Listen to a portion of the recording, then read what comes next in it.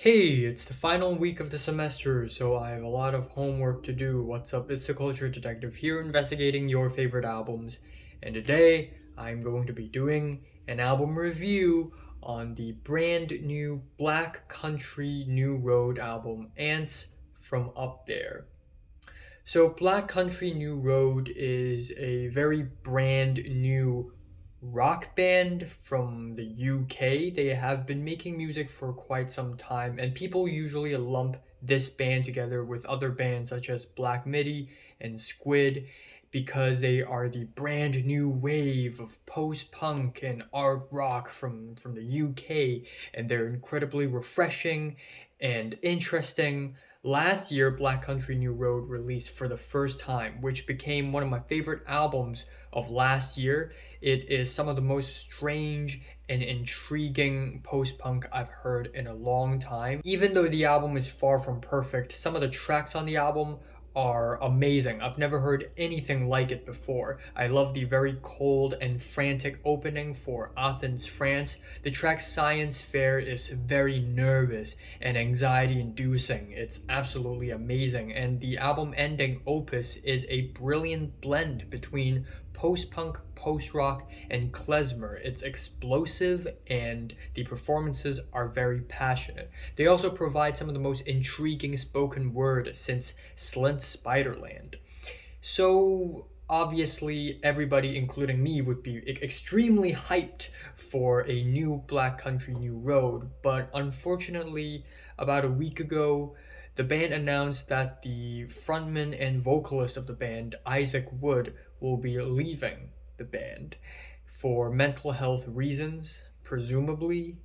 And I think it is a good thing that Isaac Wood is prioritizing his mental health over his musical career, but still, this must take a hit on the band, and I don't know how will this band continue. So with this album being released with Ants from Up There, the album has gained even higher of a prestige. People are looking forward to this album even more now than ever. So, yeah, Ants from Up There, second album from Black Country New Road.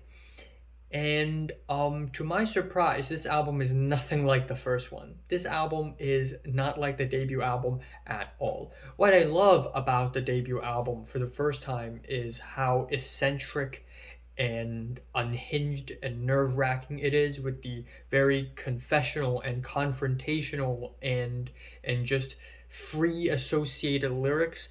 But Answer Up There is so much more different. It is so much more coherent thematically and musically. The tracks here all sound within a similar vein. And so let's go by track to track. The intro track is a short little piece of intro with festive horns and strings in 5/4 time signature in rapid succession, and it builds up very smoothly into the first core track, Chaos Space Marine. I just really love that the first lyric on this album is "And Though England Is Mine," and not only is it like a reference to the Smiths, but also it's just such a grand statement to start off, and it is amazing. This track sounds like the beginning of a musical, of a theater play, and I really love the blissful horns, the hurry pianos, and Isaac Wood's vocals are very tortured and nervous on this track, and his vocals sort of get better and better on this album. I also really love the very shouty chorus. It reminds me a lot of the shoutier, rockier parts of David Bowie's musical career. And the ending kind of slows down, and overall this track has a lot in terms of dynamic, has a lot of personality. I love the lyrics. Apparently, Chaos Space Marine is a reference to Warhammer 40k. I don't know anything about it. Don't ask me about it. But I just find it cool how Isaac Wood and other band members, I guess, would write and create a song that on the surface seemed to be about something surface level, but actually it's a metaphor for something deeper. And in this case, I guess this is a more of a metaphor on Isaac Wood's relationships and letting go leaving his own body. So just absolutely stellar opening for the album. And then we have the track Concorde, which is also a single leading up to the album. This track is a guitar and drum slow burn in 3/4 time signature. The instrumentals are very lukewarm and somewhat sad. Concorde on this track kind of refers to this airline that the Brits and the French are trying to collaborate on, but it never succeeded. It's something unreachable, it's something forever incomplete, and it's also sort of like a metaphor for Isaac Wood's relationships as well as his goals and desires. I really love the lyrics during the chorus. I think they're absolutely beautiful, especially the line, "I came like a gentle hill racer." That is just visually gorgeous. And the ending is gorgeous as well. It is incredibly filling and dense, and the instrumentals are very intricate and sophisticated. It's kind of like Godspeed You Black Emperor, but British.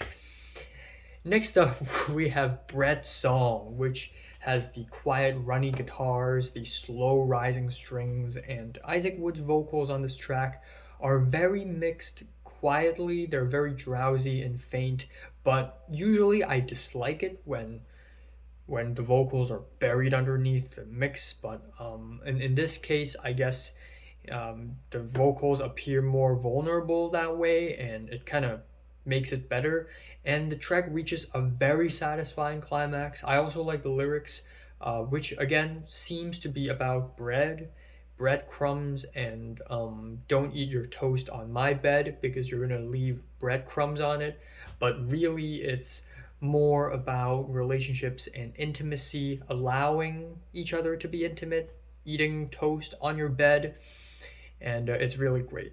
However, in my opinion, the album dives a little bit low on the next three tracks. We have the track Good Will Hunting, where it is a skeletal guitar song that's very much like, the mid 2010s car seat headdress stuff.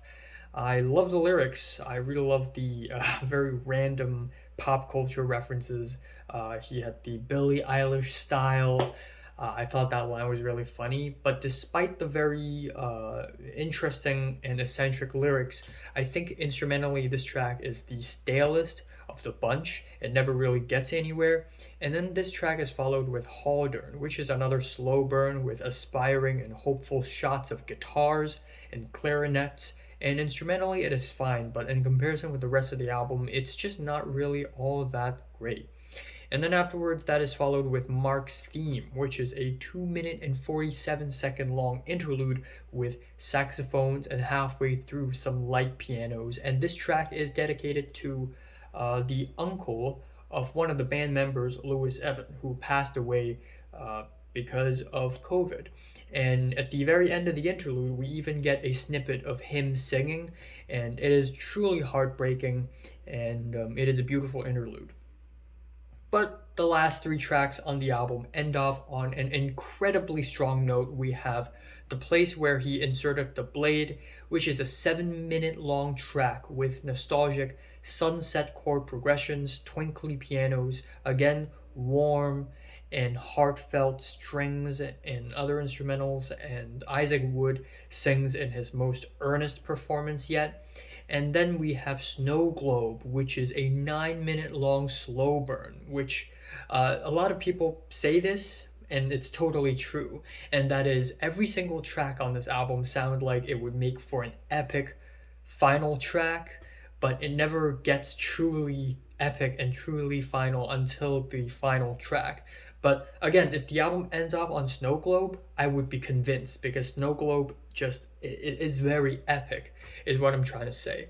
And this is very interesting. I think the track it's something different. It's something different. The first 3 minutes is basically a slow guitar buildup, and then Isaac hops in and he gives his most heartfelt and vulnerable performance to date. And that's saying a lot, because he does that a lot. And this track is sort of like a post-rock track, but with these free-form jazz drums sort of flinging in the back hectically, which is very interesting, kind of emotional in a way. And I also like the refrains, snow globes don't shake on their own. And the track is almost like Isaac Wood's appreciation for the world, how the world is a snow globe, but the reason why it's busy and bustling is because of the people in it. Finally, we have Basketball Shoes, which is 12 minutes and 37 seconds long. It is the utmost epic finale for the album, and it is a three-parter on relationships, intimacy, acceptance, and especially the last part about having a wet dream about Charlie XCX, perhaps. It's really weird, but again, I love the band's sense of humor. I definitely do. I also love the instrumentals.